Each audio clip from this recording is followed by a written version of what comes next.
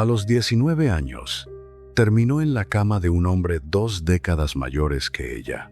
A los 23, ese hombre se apagaba por dentro, mientras ella seguía grabando frente a las cámaras. A los 33, el FBI investigaba si su propia familia había pactado con los criminales para mantener a su hermana encerrada.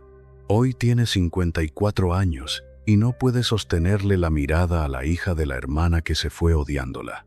Su nombre era Ariadna Thalía Sodi Miranda, pero el planeta entero la conoció simplemente como Thalía, la reina indiscutible del pop latino.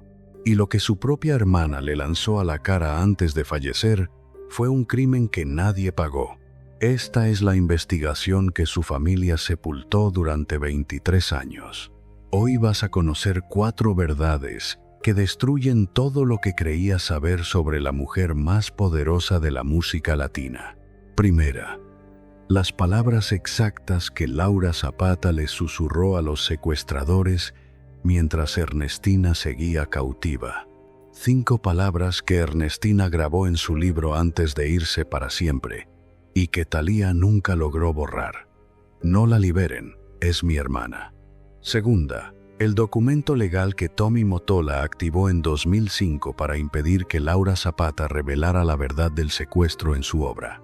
El músculo del hombre más temido de la industria, aplastando el testimonio de una víctima.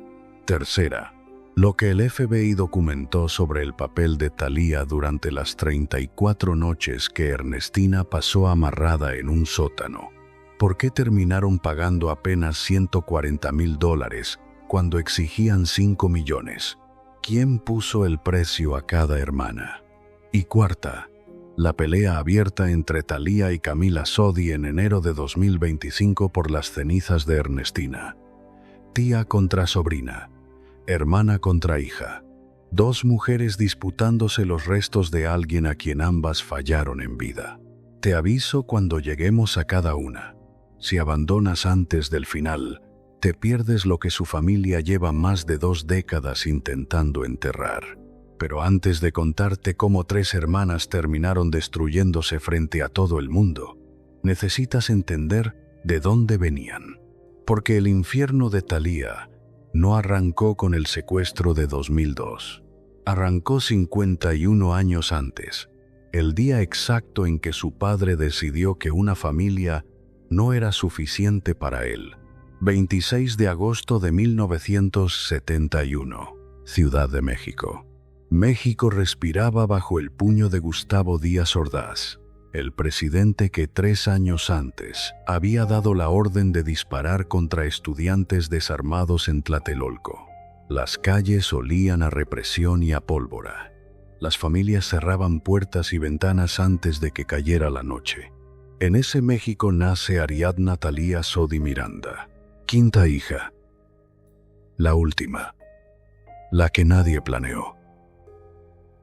Su madre, Yolanda Miranda, era pintora, una mujer de Veracruz que había llegado a la capital cargando sueños de galerías y exposiciones.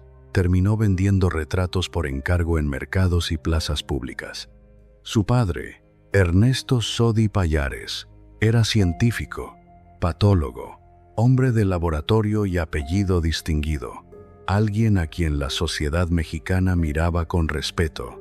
Pero Ernesto Sodi guardaba un secreto. Otra familia, otra mujer, otros hijos, otra casa al otro extremo de la ciudad. Yolanda lo sabía desde el principio. Todo el mundo lo sabía. Pero en el México de los años 70, una mujer que amaba a un hombre con otra vida tenía exactamente 2 salidas: tragarse el orgullo o quedarse sola. Yolanda se tragó el orgullo. Ernesto aparecía y desaparecía.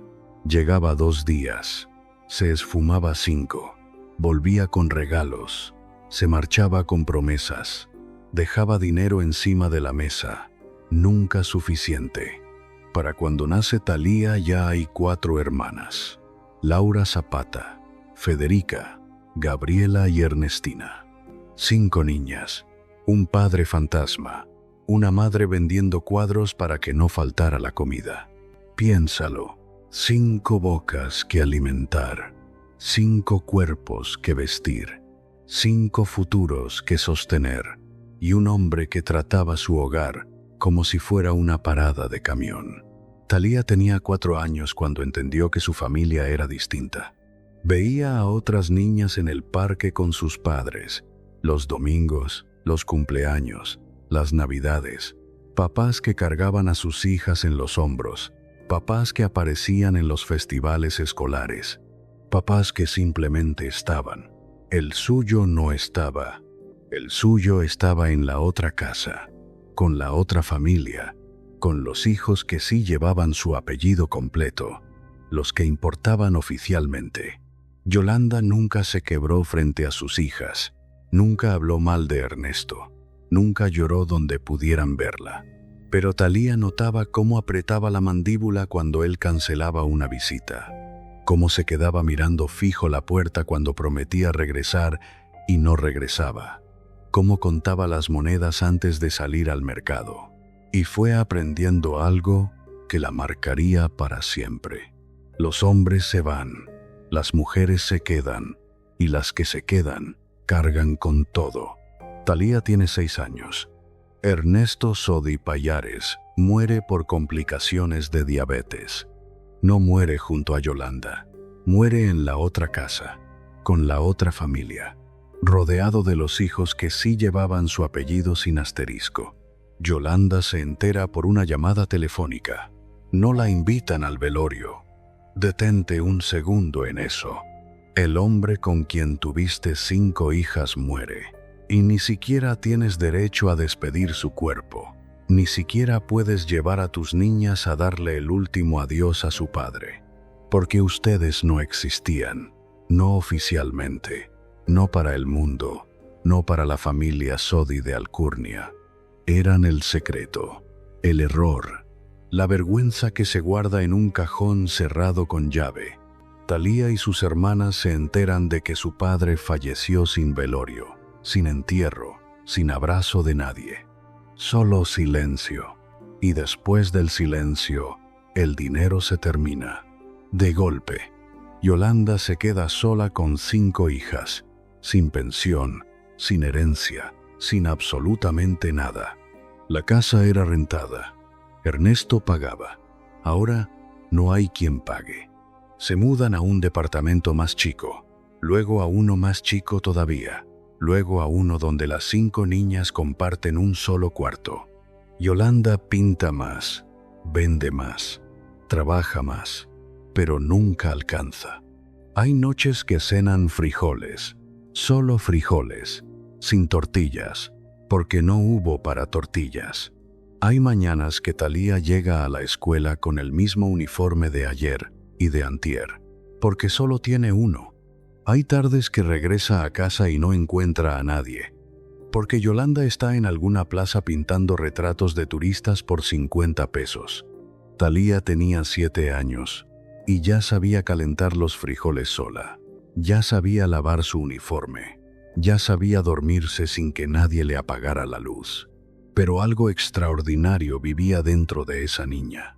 Cantaba, cantaba mientras barría, cantaba mientras esperaba, cantaba mientras el hambre apretaba. Y su voz no era normal, era enorme, potente, cristalina, una voz que no tenía nada que ver con ese cuerpo pequeño y flaco. Yolanda lo descubrió una tarde. Llegó a casa, escuchó a Thalía cantando en la sala y se quedó paralizada en el umbral. No entró, solo escuchó. Y se le llenaron los ojos, porque entendió algo en ese instante. Esa niña, la última, la que no estaba en los planes, cargaba un don, y ese don podía sacarlas a todas. Yolanda se acercó y le dijo algo que Thalía nunca borraría de su memoria. «Mija, lo único que tienes es tu voz. 7 palabras. No tienes padre, no tienes dinero, no tienes apellido que abra puertas, no tienes nadie que te jale de la mano, pero tienes esa voz. Y si la usas bien, si trabajas sin parar, si no te rindes nunca, quizás puedas salir de aquí. Quizás puedas sacarlas a todas». A los 9 años, Thalía entra al grupo infantil Din Din. A los 10, la contratan en televisión. A los 11, ya genera más dinero que su madre, pero cada peso va directo a las manos de Yolanda. Porque Yolanda administra todo, decide todo, controla todo. Y Thalía no pregunta, no reclama, no pide explicaciones, porque aprendió desde los 6 años que las mujeres cargan, que las mujeres no se quejan, que las mujeres siguen, aunque duela. Lo único que tienes es tu voz. Úsala, exprímela, entrégala entera. Aunque estés agotada, aunque quieras ser una niña normal, no puedes. 5 personas dependen de ti. A los 17 años, Thalía toma una decisión que nadie en su casa entiende. Deja Din Din. Abandona la televisión infantil. Suelta todo lo seguro. Yolanda se opone. Las hermanas se oponen. Todos gritan lo mismo. Ya tienes trabajo, ya tienes dinero. ¿Para qué arriesgarte? Pero Thalía ve algo que ellas no alcanzan a ver. Ve que los niños de esos grupos crecen y desaparecen. Ve que la televisión infantil tiene fecha de vencimiento. Ve que, si no da el salto ahora, el formato la va a consumir hasta que deje de ser rentable. Y entonces la van a desechar, como desechan todo en esta industria. Así que salta. Se une a Timbiriche, el grupo juvenil más grande de México, la máquina que fabricaba ídolos, la banda que convertía adolescentes en fenómenos. Pero entrar a Timbiriche no es entrar a un cuento de hadas, es entrar a un campo de batalla. 6 adolescentes peleando por el mismo micrófono, 6 egos chocando en camerinos diminutos, 6 familias empujando por más pantalla, más canciones en solitario, más luz de reflector. Y Thalía es la recién llegada, la última en aparecer, la que tiene que demostrar cada día que merece estar ahí. Pero hay algo más, algo que nadie le advirtió antes de entrar, algo que va a perseguirla durante años. En Timbiriche conoce a Alfredo Díaz Ordaz, y lo que ese encuentro desata es mucho más oscuro de lo que cualquiera imaginaba. Thalía tiene 19 años. Está en el backstage de un concierto cuando lo ve por primera vez. Alfredo Díaz Ordaz tiene 40 años, productor de televisión, hijo de Gustavo Díaz Ordaz, el expresidente que ordenó la represión de Tlatelolco. Alfredo carga el apellido más pesado de México, y también carga una fama que todos conocen menos ella. Todo el mundo sabe que Alfredo Díaz Ordaz colecciona actrices jóvenes, que las seduce, que las convierte en sus proyectos personales, que las moldea a su gusto. Lucero, Adela Noriega, Rebecca Jones, todas pasaron por sus manos, todas fueron sus musas, todas salieron rotas cuando él se hartó. Pero Thalía no sabe nada de eso. Thalía solo ve a un hombre poderoso que la mira de una forma en que nadie la ha mirado antes, como si fuera única, como si valiera algo, como si pudiera convertirla en la estrella más grande del país. Alfredo se acerca, sonríe, habla. «Tienes algo que las demás no tienen», le dice. 6 palabras que Thalía archiva en lo más profundo, porque toda su vida ha sido la que no tenía padre, la que no tenía dinero, la que no tenía apellido que abriera puertas. Y ahora el hombre con el apellido más poderoso de México le está diciendo que ella tiene algo especial. ¿Cómo no caer? Empiezan a salir. Thalía tiene 19, Alfredo tiene 40. 21 años de diferencia. Imagínate eso. Una chica que acaba de dejar la adolescencia atrás.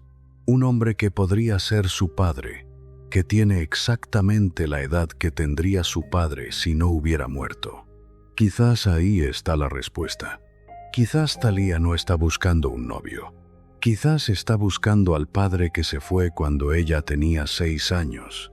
Al hombre que partió en otra casa, con otra familia, sin despedirse. Alfredo la ve actuar, La ve cantar todos los días y le repite algo que ya escuchó antes, con otras palabras, pero el mismo fondo. Lo único que tienes es tu voz, y yo voy a hacer que todo México la escuche. Pero lo que viene después es más complicado de lo que ella calculó, porque el talento nunca ha bastado solo. Necesitas contactos, necesitas apellido, necesitas dinero para el vestuario correcto, el maquillaje correcto, las clases correctas.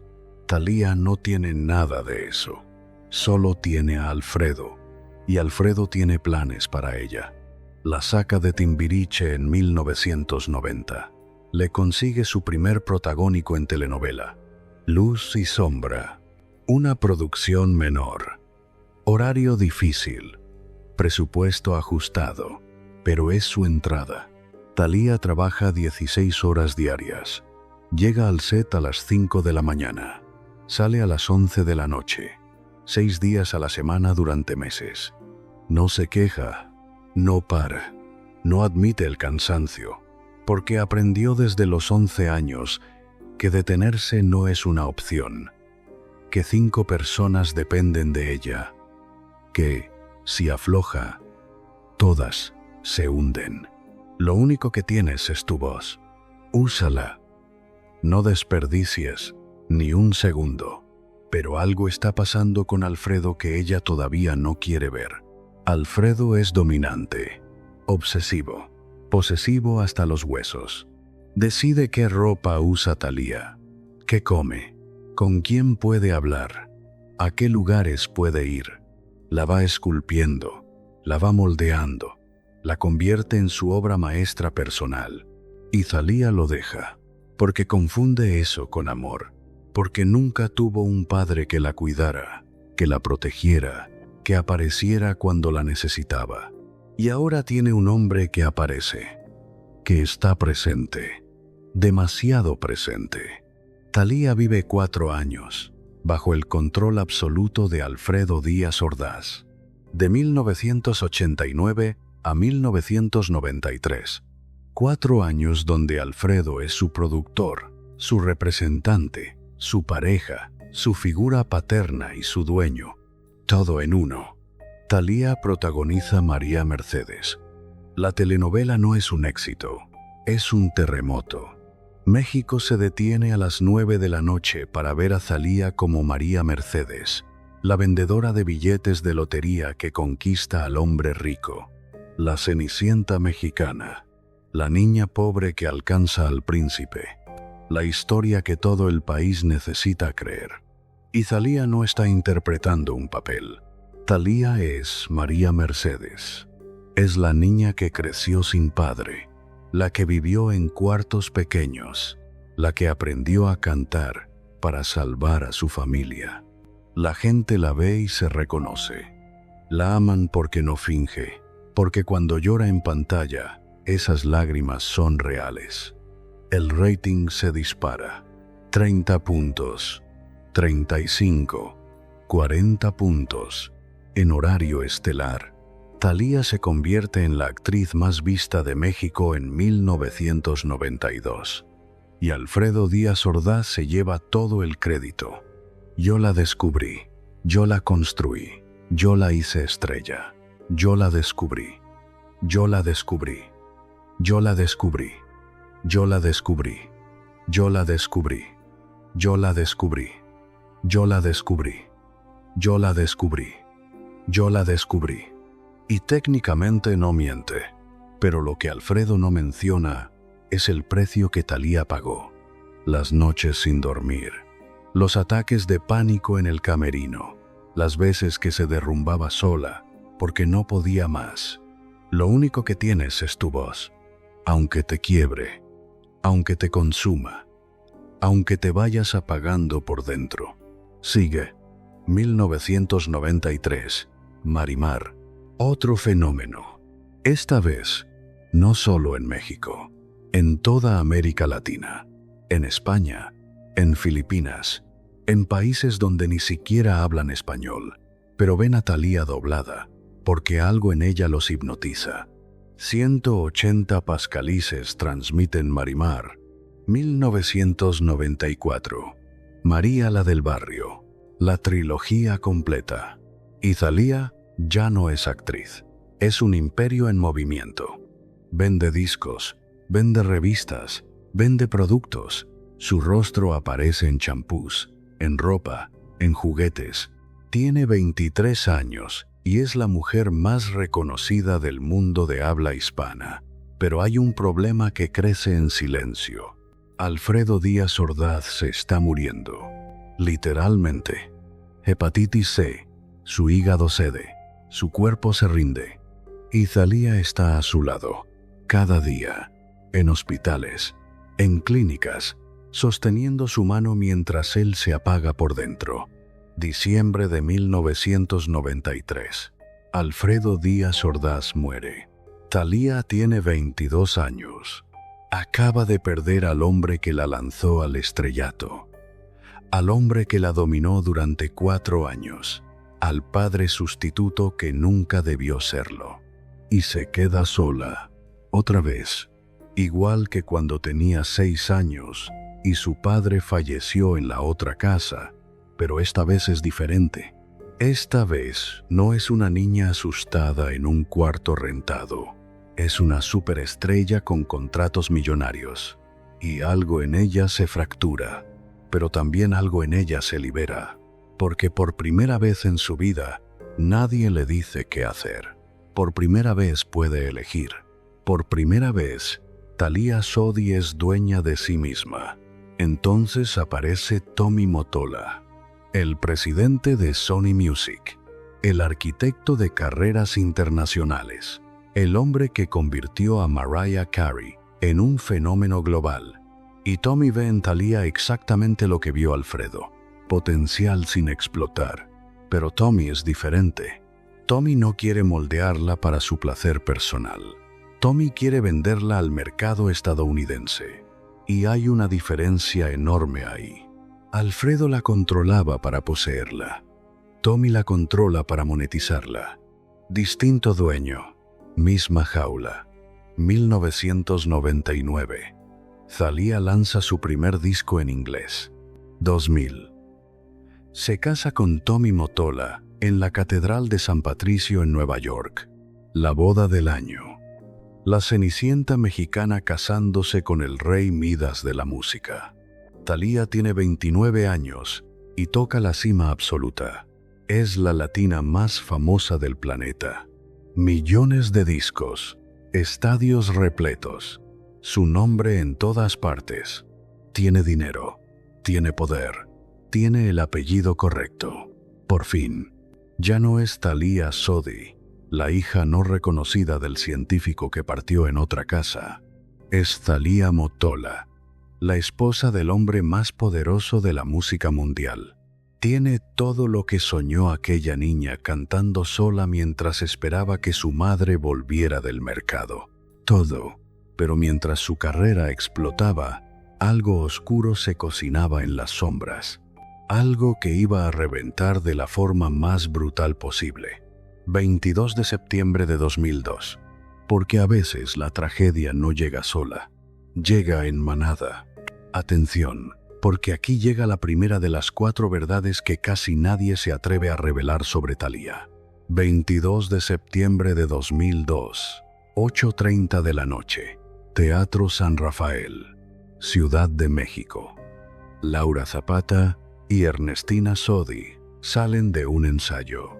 Laura tiene 46 años, actriz de telenovelas reconocida, respetada, la hermana mayor de Thalía. Ernestina tiene 42 años, escritora, periodista, la hermana del centro. Las dos avanzan hacia el estacionamiento. No detectan la camioneta oscura que las sigue. No ven a los hombres que descienden. No tienen margen para gritar. Las empujan adentro. Les cubren la cabeza, las tiran al piso del vehículo y se las traga la noche de la Ciudad de México. Aquí llega lo primero que te anuncié. Durante 34 días, Ernestina Sodi estuvo secuestrada. Durante 34 noches, Permaneció amarrada en un sótano, con los ojos tapados, escuchando gritos, escuchando golpes, escuchando cosas que ningún ser humano debería escuchar jamás. Pero lo que ocurrió durante esas 34 noches no es lo más perturbador. Lo más perturbador es lo que pasó en las negociaciones. Los secuestradores exigen $5 millones. 5 millones. Una suma imposible para la mayoría de los mexicanos, pero no para la familia Sodi, porque Thalia Sodi está casada con Tommy Motola. Y Tommy Motola puede firmar un cheque por 5 millones sin que le tiemble el pulso. Las negociaciones arrancan. El FBI entra al caso, porque Tommy Motola es ciudadano estadounidense, porque tiene peso, porque tiene líneas directas con gente que sabe manejar estas situaciones. Y aquí es donde todo se tuerce. 18 días después del secuestro, liberan a Laura Zapata. 18 días, pero a Ernestina no la sueltan. Ernestina se queda. 16 días más, 16 noches más, amarrada, vendada, esperando en la oscuridad. ¿Por qué? Esa pregunta carcomió a Ernestina Sodi durante 22 años, hasta que en 2006 decidió responderla a ella misma. Publicó un libro, Líbranos del Mal, y en ese libro, Ernestina escribió algo que pulverizó a la familia para siempre. Escribió que, durante las negociaciones, mientras ella seguía pudriéndose en ese sótano, Laura Zapata le dijo algo a los negociadores. 5 palabras. Ernestina las transcribió textualmente en su libro. No la liberen, es mi hermana. Para un momento, tu hermana mayor, la que debería protegerte, la que debería dar la cara por ti, le dice a tus captores que no te liberen, que la liberen a ella primero. Pero a ti no, porque eres su hermana, porque tu familia tiene con qué pagar, porque pueden sacar más dinero. Ernestina pasó 16 días adicionales en ese sótano por esas 5 palabras. 16 días, donde pudo haber fallecido, donde pudo haber sufrido un abuso, donde pudo haber perdido la razón, porque su propia hermana decidió que ella valía menos. Laura Zapata lo negó todo. Dijo que era mentira, que Ernestina estaba traumatizada, que el secuestro le había nublado la memoria. Pero Ernestina sostuvo su versión hasta el último día de su vida. No la liberen, es mi hermana. Y hay algo más, algo que Ernestina también expuso en su libro. La cifra final que se pagó por su libertad no fueron $5 millones, fueron aproximadamente $140,000. De 5 millones a 140,000. ¿Sabes cuánto representa eso? El 2,8% de lo que exigían. Imagínate, te secuestran, tus captores ponen un precio, y tu familia negocia hasta dejarlo en menos del 3%, como si estuvieras en un tianguis, como si tu existencia fuera un artículo de oferta. Lo único que tienes es tu voz. Pero cuando estás amarrada en un sótano con los ojos cubiertos, ni siquiera tienes eso. No puedes hablar, no puedes negociar, no puedes decidir nada. Otros deciden por ti. Otros le ponen número a tu vida.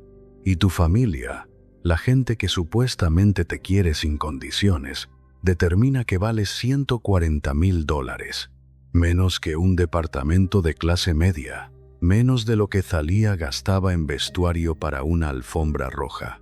Ernestina Sodi descubrió ese número desde el sótano más oscuro que puedas imaginar. Y cuando finalmente la soltaron, cuando después de 34 días volvió a respirar aire libre, ya no era la misma persona. Nunca volvió a serlo, porque hay cosas que no se olvidan, y una de ellas es descubrir que, para tu propia familia, tu vida tiene precio, y ese precio es negociable. Pero eso no era todo. Lo que vino después fue todavía más brutal. porque Ernestina no solo tuvo que cargar con el trauma del secuestro, tuvo que cargar con el mutismo de Thalía. Los meses que siguieron al secuestro fueron de silencio absoluto.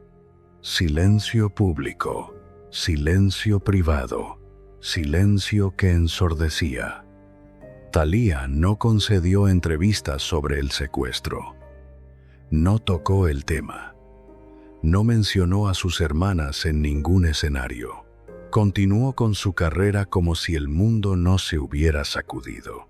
Giras, discos, alfombras rojas, mientras Ernestina intentaba cerrar los ojos sin despertar gritando.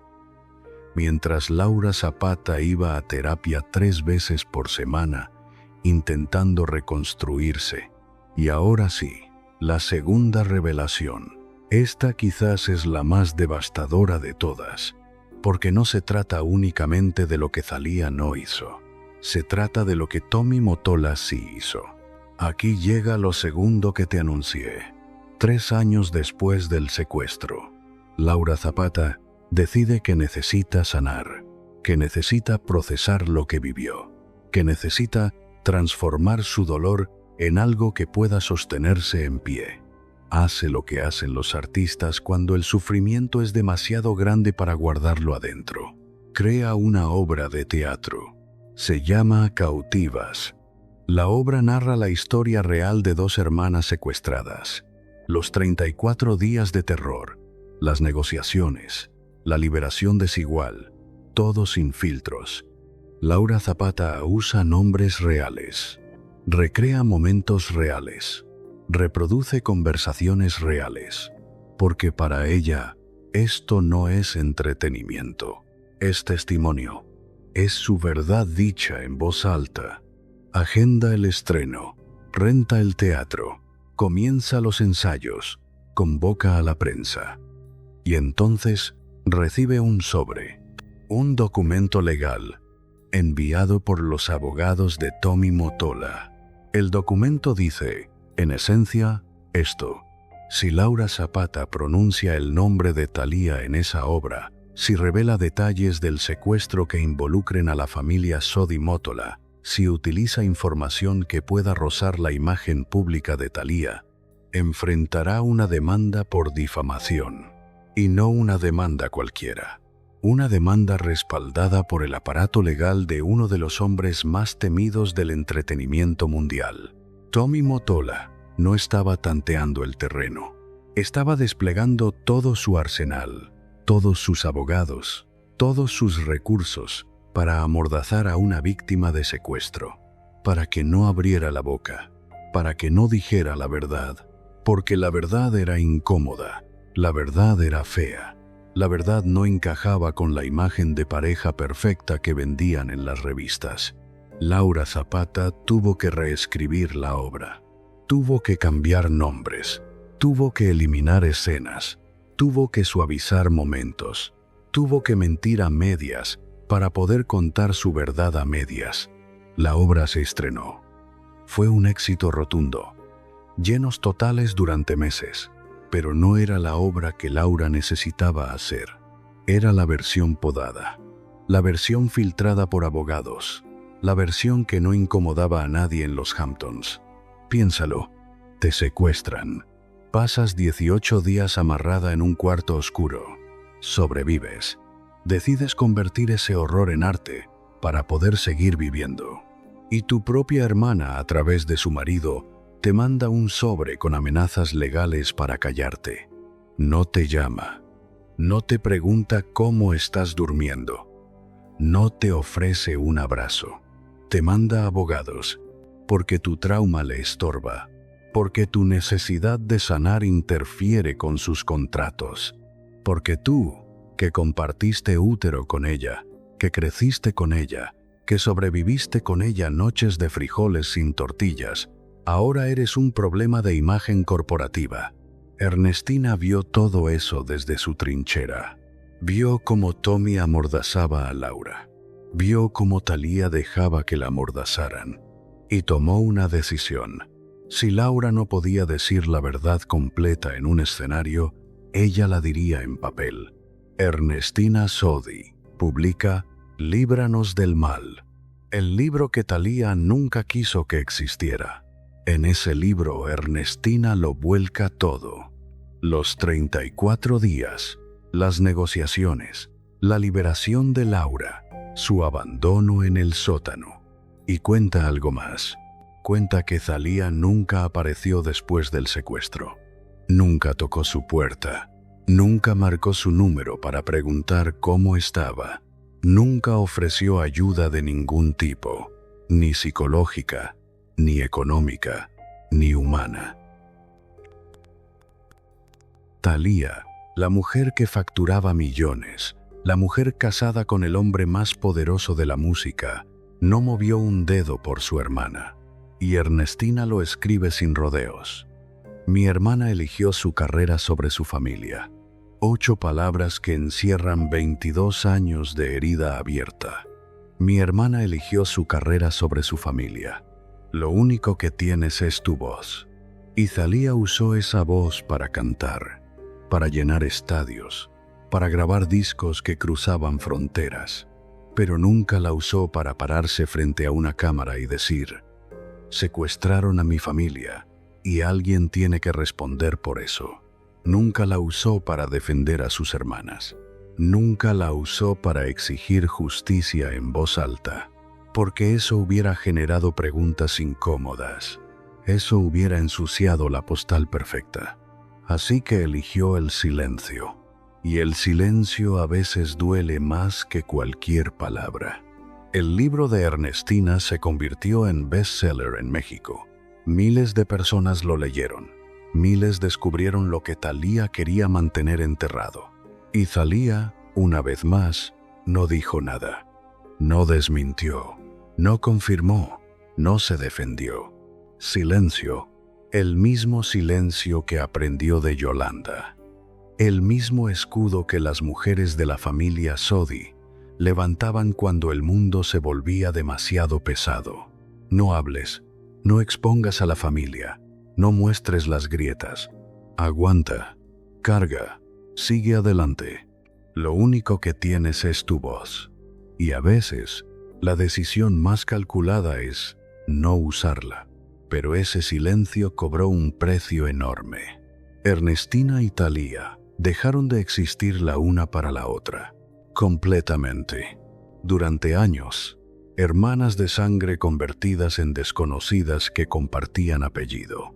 Todo porque Thalía decidió que su imagen valía más que la verdad, que sus contratos valían más que la justicia, que su carrera valía más que su familia. Pero la historia no se detiene ahí, porque hay algo que Ernestina descubrió después. Algo que nunca pudo probar del todo, pero que la persiguió hasta el último día de su vida. Y eso es lo que viene ahora.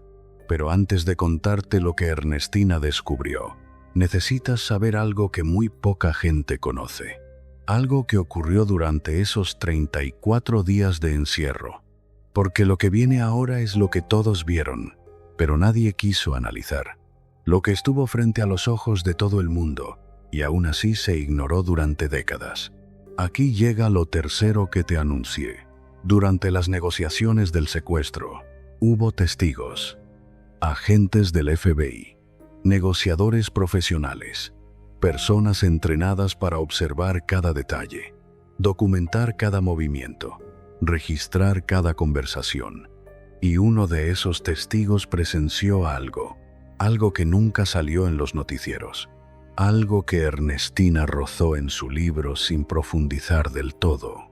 Las prioridades durante las negociaciones. Cuando hay 2 víctimas y recursos que administrar, alguien tiene que tomar una decisión.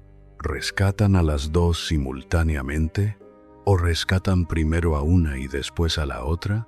Y si rescatan primero a una, ¿a cuál? La respuesta debería ser obvia. A la que esté en mayor peligro. A la más vulnerable, a la que su cuerpo esté cediendo primero. Pero no fue así. Según personas cercanas a las negociaciones, hubo una conversación donde Tommy Motola dejó algo muy claro. Laura Zapata era la prioridad, no porque estuviera en más riesgo, no porque su estado físico fuera más delicado, sino porque Laura era más visible públicamente. Laura era actriz reconocida. Laura tenía seguidores. Laura aparecía en televisión nacional. Si algo le ocurría a Laura, el escándalo sería internacional e incontrolable. Pero Ernestina era escritora, periodista, menos expuesta, menos conocida para el gran público. Si algo le ocurría a Ernestina, el impacto mediático sería menor. Esa fue la lógica. Fría, calculada, empresarial, como si estuvieran evaluando qué mercancía salvar de un almacén en llamas. Salvas lo que genera más valor, lo que produce más retorno, lo que tiene mayor precio en el mercado. Y Ernestina generaba menos. Esto no está en ningún expediente oficial. El FBI nunca confirmó esta versión públicamente. Tommy Mottola nunca abrió la boca sobre el tema, pero Ernestina lo supo. Alguien que estuvo en esas reuniones se lo contó. Alguien que escuchó esas conversaciones decidió que ella merecía saberlo. Y cuando Ernestina lo supo, algo en su interior se quebró de forma irreparable. Porque una cosa es que los secuestradores te traten como mercancía. Eso lo entiendes. Son criminales. Son monstruos. Eso es exactamente lo que hacen. Pero otra cosa completamente distinta es que tu propia familia te trate como mercancía. Que te asignen un valor. Que te comparen con tu hermana. Que concluyan que ella cotiza más alto y tú más bajo. Y que tomen decisiones de vida o muerte basadas en eso. Estás amarrada en un sótano. Escuchas que liberaron a tu hermana. Sientes alivio, porque al menos ella respira aire libre. Pero después te enteras de que la liberaron primero no porque la amaran más, sino porque era más rentable salvarla a ella primero. ¿Cómo procesas eso? ¿Cómo vuelves a mirar a tu familia después de descubrir que te pusieron precio? ¿Cómo abrazas a tu hermana sabiendo que eligieron rescatarla antes que a ti por cálculos de imagen pública? Ernestina nunca pudo. Después del secuestro, Ernestina desarrolló depresión severa, ansiedad que no la soltaba, ataques de pánico que aparecían sin aviso. No toleraba los espacios cerrados. No podía dormir sin luz encendida. No podía confiar en nadie que se acercara demasiado. Y lo más devastador de todo, no podía perdonar. No podía perdonar a Laura por lo que supuestamente dijo en ese sótano. No podía perdonar a Thalía por su silencio calculado. No podía perdonar a Tommy Mottola por haberla tratado como un renglón en una hoja de costos. Lo único que tienes es tu voz. Pero cuando tu voz no importa, cuando tus gritos no atraviesan las paredes, cuando tu dolor pesa menos que la imagen pública de tu hermana, ¿para qué sirve esa voz? Hay algo más que Ernestina reveló en entrevistas posteriores, algo que redondea esta tercera revelación y la hace todavía más difícil de digerir. Después de su liberación, Ernestina esperaba que Thalía apareciera. Esperaba una llamada, una visita, un mensaje escrito en un papel, cualquier cosa. Pasaron días, pasaron semanas, pasaron meses. Nada, hasta que un día, casi un año después del secuestro, Ernestina tomó el teléfono y marcó ella misma el número de Thalía. La llamada duró menos de 5 minutos. Thalía le dijo que andaba ocupada con la gira, que Tommy tenía la agenda saturada, que Nueva York quedaba muy lejos de México. Excusas envueltas en palabras amables. Ernestina le preguntó directamente, ¿por qué nunca me buscaste? Y Thalía respondió algo que Ernestina nunca logró borrar de su memoria, porque no sabía qué decirte. 6 palabras, porque no sabía qué decirte. No, porque yo también estaba destrozada por dentro. No, porque Tommy me aconsejó mantenerme al margen. No, porque tenía miedo de decir algo equivocado. porque no sabía qué decirte. Como si el secuestro de tu hermana fuera una situación socialmente incómoda que requiere el guión correcto antes de marcar el número. Como si necesitaras ensayar las palabras perfectas antes de llamar a alguien que sobrevivió 34 días de tortura. Ernestina colgó el teléfono y nunca volvió a marcar ese número, porque al final lo que necesitas no son las palabras perfectas. Lo que necesitas es saber que alguien te quiere lo suficiente como para intentarlo, aunque no sepa exactamente qué decir, aunque tartamudee, aunque llore, aunque no encuentre las palabras correctas. Al menos que intente. Thalía nunca intentó. Y esa decisión, esa ausencia sostenida durante años, cerró para siempre cualquier puerta de regreso. Pero lo que vino después fue todavía más cruel. Porque la vida tiene una forma retorcida de cobrar las deudas que se ignoran. Y la deuda de Ernestina estaba a punto de vencer. Y ahora llegamos a la cuarta y última revelación. La que te anuncié desde el principio. Si llegaste hasta aquí, esto es para ti. Porque esta revelación no ocurrió hace 20 años. Ocurrió hace apenas unos meses. Finales de octubre de 2024. Ernestina Sodi tiene 64 años. Sigue viviendo en México. Sigue escribiendo. Sigue peleando cada día contra la depresión y la ansiedad que el secuestro le tatuó en el cuerpo. Lleva 22 años intentando sanar. 22 años intentando soltar. 22 años intentando reconstruir algo parecido a una vida normal. Y entonces su cuerpo dice, basta. Aquí llega lo cuarto que te anuncié. 28 de octubre de 2024. Ernestina sufre 2 infartos. 2. Con pocas horas de diferencia. Su corazón simplemente se rinde. La trasladan de emergencia al hospital. La estabilizan. Pero las complicaciones se acumulan. Su aorta se desgarra. La aorta es la arteria principal del cuerpo humano. Cuando se desgarra, la persona pierde sangre por dentro en cuestión de minutos. Los médicos despliegan todo lo que tienen: cirugías de emergencia, transfusiones, cada recurso disponible. Pero Ernestina no responde. Entra en coma. La conectan a máquinas. Respira porque un tubo la obliga a respirar. Su corazón late porque los medicamentos lo fuerzan a latir. Pero Ernestina ya no está ahí. Su cuerpo funciona. Su conciencia no. Y en ese momento alguien tiene que tomar decisiones. ¿Quién? Su familia. Sus hermanas. Thalía, Laura, Federica, Gabriela. Pero sobre todo su hija, Camila Sodi. Camila tiene 38 años. Actriz consolidada, reconocida. La hija única de Ernestina. Y ahora está parada frente a la cama de hospital de su madre, viendo cómo las máquinas sostienen algo que ya no es del todo vida. Los médicos le explican la situación sin rodeos. No hay actividad cerebral significativa. El daño es irreversible. Las probabilidades de recuperación son prácticamente nulas.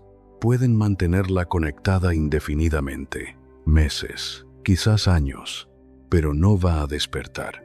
Camila tiene que decidir. Y aquí es donde la historia se vuelve brutalmente cruel. Porque Camila no está sola en ese hospital. Thalía también está ahí. Después de 22 años de silencio. Después de no aparecer tras el secuestro. Después de permitir que Tommy amordazara a Laura. Después de colgar el teléfono y no volver a marcar. Después de todo, Thalía aparece en el hospital. Y según personas cercanas a la familia, lo que sucedió dentro de ese hospital fue una guerra. Silenciosa. Contenida. Pero guerra al fin. Porque Camila quería respetar la voluntad de su madre. Ernestina había dejado instrucciones claras. No quería existir conectada a máquinas. No quería ser un cuerpo vacío en una cama de hospital. Quería irse con dignidad. Pero Thalía tenía otra postura. Thalía quería esperar, quería explorar más tratamientos, quería aferrarse a cualquier posibilidad. Y aquí está la pregunta que nadie se atrevía a formular en voz alta. Thalía quería esperar porque genuinamente creía que Ernestina podía recuperarse, o quería esperar porque necesitaba más tiempo para hacer las paces con su propia conciencia, porque es relativamente sencillo estar ausente cuando alguien está vivo y caminando, pero es otra cosa completamente diferente estar ausente y que esa persona muera sin que hayas pedido perdón, sin que hayas dicho lo siento, sin que hayas intentado reparar algo. 22 años tuviste para marcar su número. 22 años tuviste para tomar un vuelo a México. 22 años tuviste para decirle, hermana, me equivoqué, perdóname. Y no lo hiciste. Y ahora está en coma y ya no puede escucharte. Y pides más tiempo, no para ella, para ti, para poder seguir viviendo contigo misma después de que todo termine. Camila no cedió. Tenía la autoridad legal para decidir. Era la hija, era la descendiente directa, era quien había estado presente cuando Thalía no estaba, y tomó la decisión que su madre hubiera querido. 8 de noviembre de 2024. Después de más de 20 días en terapia intensiva, desconectan a Ernestina Sodi. Muere a los 64 años, rodeada de máquinas, en un cuarto de hospital, sin poder pronunciar una última palabra. Pero al fin descansa. Ya no tiene que despertar cada mañana cargando el peso del sótano. Ya no tiene que vivir con la ausencia de su hermana convertida en herida abierta. Ya no tiene que escuchar en su cabeza las 5 palabras que la persiguieron durante 22 años. No la liberen, es mi hermana. Ernestina Sodi se va. Y entonces ocurre algo que nadie anticipaba. Algo que demuestra hasta qué punto esta familia está fracturada en su núcleo más profundo. Estalla una guerra por sus cenizas. Sí, leíste bien. Por las cenizas de una mujer que partió después de 2 décadas de abandono familiar. Camila quiere quedarse con los restos de su madre. Es comprensible. Es su hija. Es quien estuvo presente cuando las demás no estaban. Es quien limpió sus lágrimas. Es quien aguantó sus pesadillas. Es quien recibió sus llamadas a las 3 de la mañana cuando el pánico no la dejaba respirar. Pero Thalía también reclama las cenizas. ¿Por qué? Nadie lo sabe con certeza. Quizás porque es lo único concreto que puede hacer ahora que ya no hay nada más que hacer. Quizás porque la partida le mostró de golpe todo lo que ignoró mientras Ernestina respiraba. Quizás porque la culpa necesita un objeto físico donde depositarse. Quizás porque custodiar las cenizas de tu hermana muerta es más sencillo que haber llamado a tu hermana viva. La disputa trasciende los muros familiares. En enero de 2025, el conflicto estalla públicamente. Camila y Thalía se enfrentan abiertamente. La sobrina contra la tía, la hija contra la hermana. 2 mujeres peleándose por los restos de alguien a quien ambas fallaron de formas distintas. Thalía la falló con su silencio durante 22 años. Camila, según algunos testimonios cercanos, se fue distanciando de Ernestina en sus últimos años porque el peso de su depresión era demasiado difícil de sostener. Y ahora las 2 pelean por quedarse con sus cenizas, como si eso borrara los años de ausencia, como si eso compensara el dolor acumulado, como si los muertos necesitaran que alguien los gane en una discusión. Lo único que tienes es tu voz. Pero Ernestina ya no tiene voz. Ya no puede decir a quién quiere que custodie lo que quedó de ella. Ya no puede decir me fallaron. Ya no puede decir nada. Y su familia, la misma que la decepcionó en vida, ahora se disputa lo único que queda de ella. Polvo, ceniza, el eco de todo lo que no se dijo a tiempo. Ernestina Sodi vivió 64 años, 42 antes del secuestro, 22 después. Y esos 22 años finales los transitó rota por lo que le hicieron los criminales, pero más rota todavía por lo que no hicieron sus hermanas. Porque los criminales pueden destrozarte el cuerpo, pero la familia te destroza el alma, y las heridas del alma no cicatrizan. Esa es la cuarta revelación, la más reciente, la más cruda, la más real de todas, porque no es historia de archivo, es ahora, es hoy, y demuestra que 22 años no alcanzaron para que esta familia sanara, que el dinero no compra reconciliación, que la fama no disuelve la culpa, y que hay personas que se van sin el perdón que necesitaban, sin la disculpa que merecían, sin la paz que buscaron durante décadas sin encontrarla. Pero la historia no termina con el fallecimiento de Ernestina, porque hay alguien más en esta ecuación, alguien que tuvo todo el poder, todos los recursos, todas las oportunidades para cambiar el rumbo de las cosas, y eligió no hacerlo. Talia Sodi. Y lo que le ocurrió a ella después es el cierre perfecto de esta tragedia. Finales de la década del 2000. Talia tiene aproximadamente 38 años.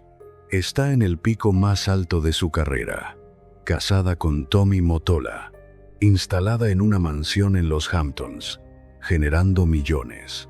Tiene todo lo que imaginó aquella niña cantando sola en un cuarto rentado mientras esperaba que su madre regresara del mercado. Todo, pero algo no encaja. Talia empieza a sentirse agotada, un agotamiento diferente al que conocía. Al principio, lo atribuye a las giras, al ritmo implacable, al desgaste natural de una carrera internacional. Pero el agotamiento no cede. Se despierta y siente que su cuerpo pesa el doble de lo normal. Las articulaciones le arden. La cabeza le pesa como si tuviera piedras adentro. Todo duele. Visita médico tras médico. Le hacen estudios, análisis de sangre, resonancias magnéticas. Todos repiten la misma frase. Estás bien. Es estrés. Necesitas descansar. Pero Talia sabe que no es estrés. Algo dentro de su cuerpo está cediendo. Y entonces, después de años de consultorios y especialistas, alguien finalmente encuentra algo. Enfermedad de Lyme. Una infección bacteriana transmitida por garrapatas. Una enfermedad que se instala en el sistema nervioso, que genera fatiga que aplasta, dolor muscular que no da tregua. Problemas neurológicos que aparecen sin aviso. Una enfermedad sin cura definitiva. Solo manejo de síntomas. Solo aprender a vivir con ella. Talia recibe el diagnóstico y siente que el suelo desaparece bajo sus pies. Porque ella es su cuerpo, es su voz, es la energía que explota en cada escenario. Y ahora su cuerpo la está traicionando. Los años que siguen son una batalla sin tregua. Talia intenta mantener el ritmo, intenta sostener la imagen, intenta que el mundo no note que algo está fallando por dentro, pero su cuerpo no negocia. Hay días que no puede despegarse de la cama. El dolor es tan intenso que lo único que puede hacer es quedarse quieta y esperar que pase. Hay días que la memoria le falla, se olvida de cosas simples. Nombres que conoce de toda la vida, conversaciones que tuvo hace una hora, fechas que debería recordar sin esfuerzo. Hay días que su voz se quiebra en mitad de una canción. Se le cierra la garganta sin previo aviso. No puede sostener una nota. No puede respirar con normalidad. Lo único que tienes es tu voz. Y ahora ni siquiera eso le responde cuando la necesita. Los médicos prueban tratamiento tras tratamiento. Antibióticos, antiinflamatorios, terapias alternativas, protocolos experimentales. Nada funciona del todo. La enfermedad de Lyme es caprichosa e impredecible. Tiene días donde casi no se nota y días donde te aplasta contra el colchón sin que puedas hacer absolutamente nada. y los días malos se vuelven cada vez más frecuentes. Thalía empieza a cancelar presentaciones, algo que nunca había hecho en toda su carrera. Primero una fecha, después dos, después una gira completa. Los fans preguntan qué está pasando. Los medios especulan sin parar. Algunos dicen que está en rehabilitación, otros que el matrimonio con Tommy se está desmoronando, otros inventan versiones más elaboradas. Pero la verdad es más sencilla y más cruel que cualquier rumor. Su cuerpo ya no puede seguir el ritmo que ella le exige. Y aquí está la ironía que duele más que cualquier otra cosa en esta historia. Durante 22 años, Thalía tuvo el poder de visitar a Ernestina, de llamarla, de aparecer en su puerta, de ayudarla a procesar el trauma del secuestro.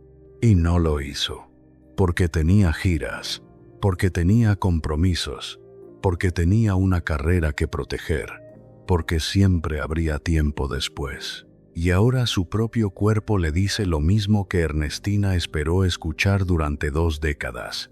Basta. Ya no puedes seguir corriendo. Ya no puedes ignorar el dolor. Ya no puedes seguir fingiendo que todo está perfectamente bien.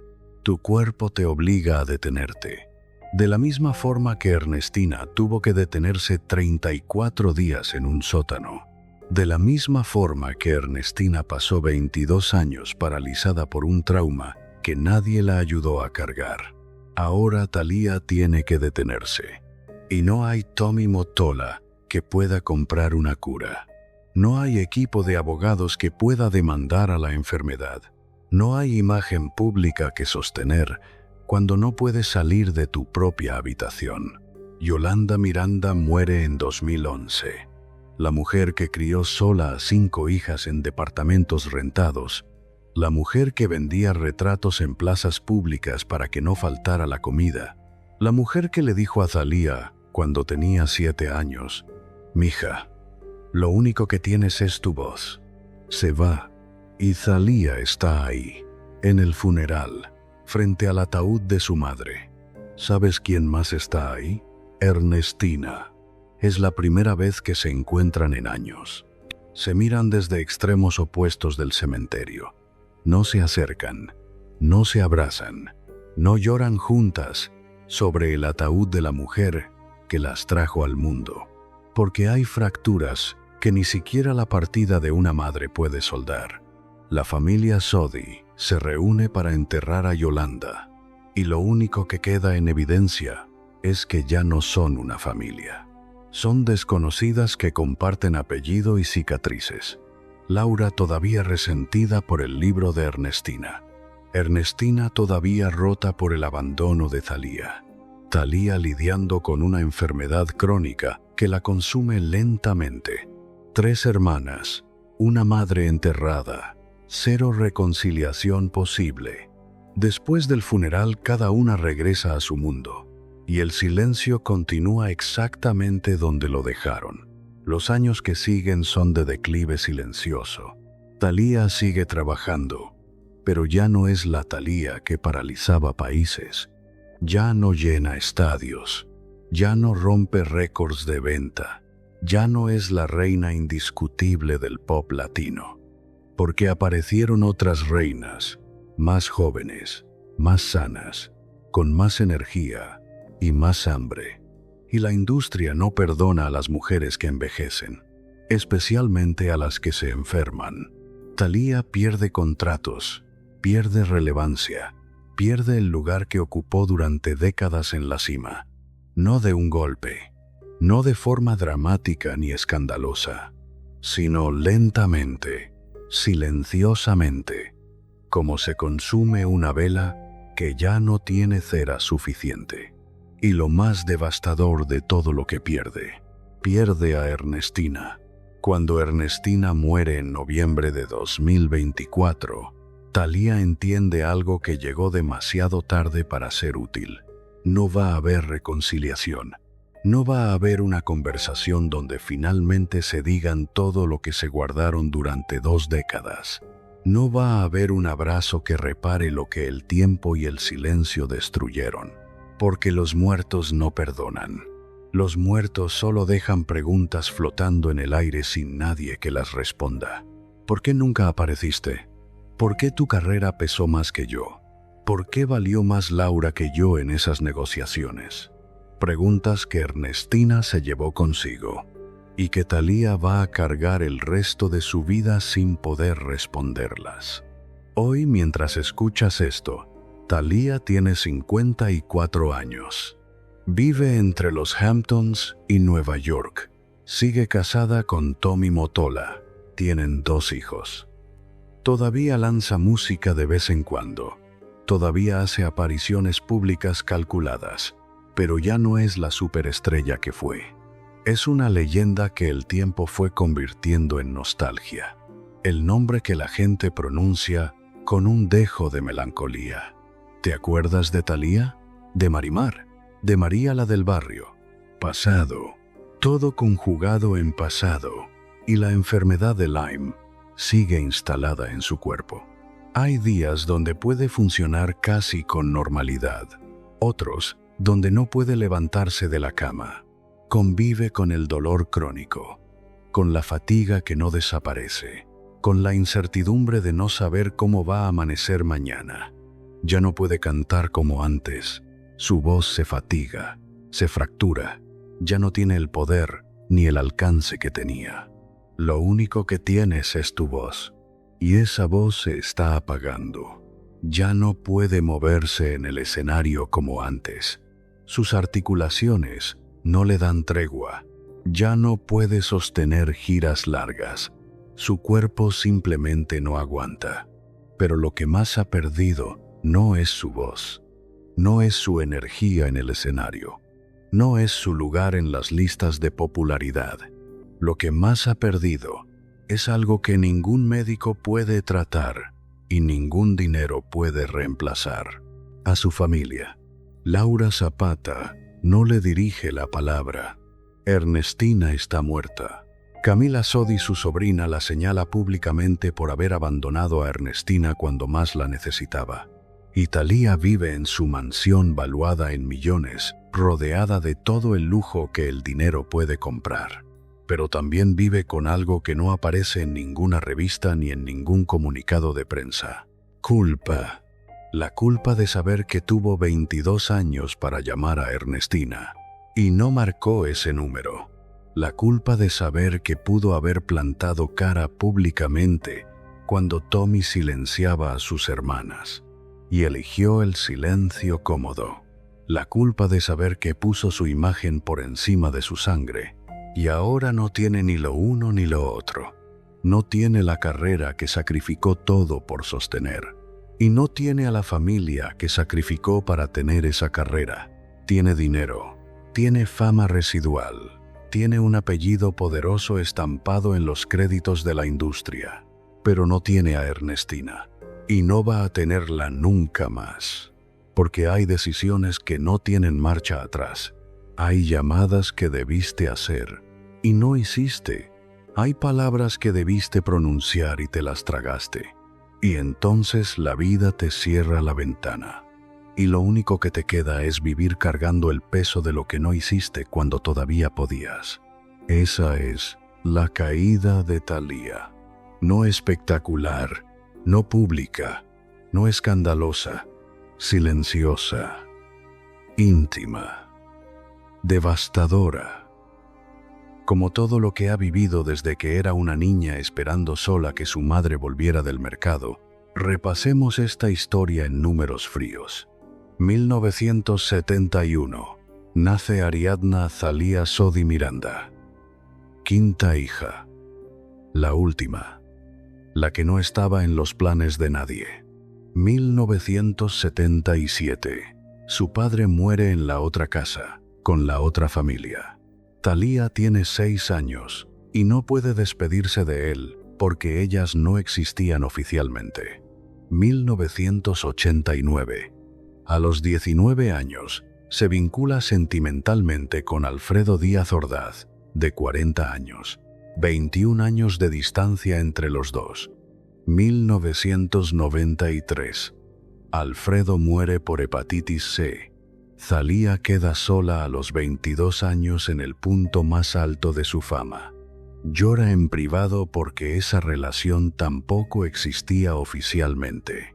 2000. Se casa con Tommy Mottola en la Catedral de San Patricio de Nueva York. La Cenicienta mexicana finalmente encuentra a su príncipe, o eso creyó el mundo. 22 de septiembre de 2002. Secuestran a Laura Zapata y Ernestina Sodi frente al Teatro San Rafael. Los captores exigen $5 millones. El apellido Sodi tiene precio esa noche. San Maine. Octubre 2002. Liberan a Laura después de 18 días. Ernestina permanece 16 días más en el sótano. El rescate final, aproximadamente $140,000. El 2,8% de lo que exigían.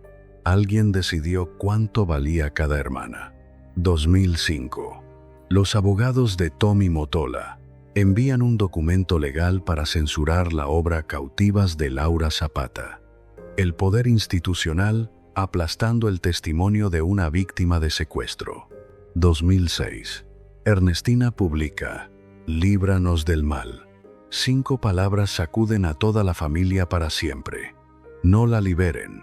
Es mi hermana. Finales de la década del 2000. Diagnostican a Thalía con enfermedad de Lyme. Su cuerpo empieza a cobrar décadas de deuda acumulada. 2011. Muere Yolanda Miranda. Las hermanas coinciden en el funeral. Se miran desde lados opuestos del cementerio. No se acercan, no se hablan. 8 de noviembre de 2024. Muere Ernestina Sodi a los 64 años. 2 infartos, una aorta desgarrada, más de 20 días en terapia intensiva. Su cuerpo también cobró su propia deuda. Enero 2025. Thalía y Camila Sodi se enfrentan públicamente por las cenizas de Ernestina. Tía contra sobrina, hermana contra hija, peleándose por los restos de una mujer a quien ambas fallaron de formas distintas. 3 generaciones de mujeres Sodi, 2 hermanas secuestradas, 22 años de silencio sostenido, una familia pulverizada, 0 reconciliaciones reales. ¿Es esto una maldición familiar? No. Es el resultado exacto y predecible de elegir tu carrera sobre tu familia durante 22 años consecutivos, de convencerte de que siempre habrá tiempo después, de creer que el dinero y la fama construyen muros lo suficientemente gruesos como para no escuchar el dolor de los que están del otro lado, y de descubrir demasiado tarde que esos muros no protegen, solo encierran. La lección aquí no es que la fama corrompe o que el dinero no trae felicidad. Esas son frases para bordadas en cojines decorativos. La lección es más profunda, más incómoda, más difícil de digerir. Hay cosas que únicamente puedes reparar mientras la otra persona todavía respira. Las disculpas no atraviesan las lápidas, los abrazos no llegan a las urnas. Las palabras "lo siento" no resuenan en las cenizas. Thalía acumuló todo lo que el mundo mide como éxito. Decenas de millones de discos vendidos, estadios repletos en 5 continentes, matrimonio con el hombre más poderoso de la industria musical, dinero suficiente para comprar prácticamente cualquier cosa que se pueda comprar, pero no acumuló lo único que de verdad importaba. Tiempo real con su hermana antes de que fuera demasiado tarde. Tenía fama, pero no tenía perdón.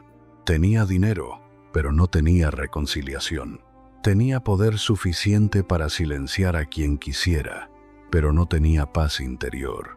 Tenía absolutamente todo, pero perdió lo único que ningún contrato discográfico puede devolverte: la oportunidad de decir perdóname mientras la otra persona todavía puede escucharte?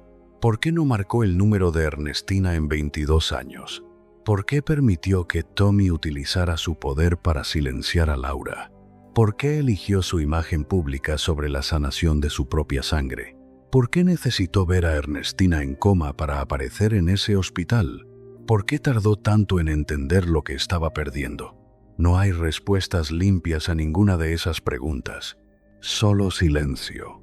El mismo silencio que Thalía le regaló a Ernestina durante más de 2 décadas.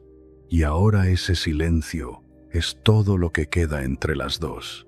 Si esta historia te movió algo por dentro, si en algún momento de estos 80 minutos pensaste en alguien a quien no has llamado, en algo que llevas tiempo sin decir, en una disculpa que sigues postergando porque crees que el momento correcto todavía no llegó, comparte este video para que llegue a quien necesita escucharlo, porque todos tenemos una Ernestina en nuestra vida, alguien a quien le debemos una llamada, una conversación pendiente, una verdad que nunca encontró el momento para salir. Y todos vivimos convencidos de que hay tiempo, hasta que un día el tiempo simplemente se acaba, y lo que queda no es la carrera que construiste, no es el dinero que acumulaste, no es la imagen que cuidaste con tanto esmero. Lo que queda es el peso de las llamadas que no hiciste, de las palabras que no dijiste, de las puertas que dejaste cerradas cuando todavía podías abrirlas. No esperes a que alguien llegue a terapia intensiva para aparecer. No esperes a que las cenizas sean lo único que quede para reclamar lo que debiste cuidar en vida. Llama hoy. Di lo que tienes que decir hoy. Porque Ernestina Sodi esperó 22 años una llamada que nunca llegó y se fue sin recibirla. La próxima semana te cuento la historia de otra figura legendaria de la música mexicana. Una mujer que construyó un imperio desde cero, que firmó contratos que la despojaron de todo, que fue traicionada por las personas en quienes más confiaba, y que falleció sin que nadie en la industria rindiera cuentas por lo que le hicieron. ¿Quién es? Solo te digo esto.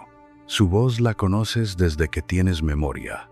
Su historia verdadera todavía no. Nos vemos ahí.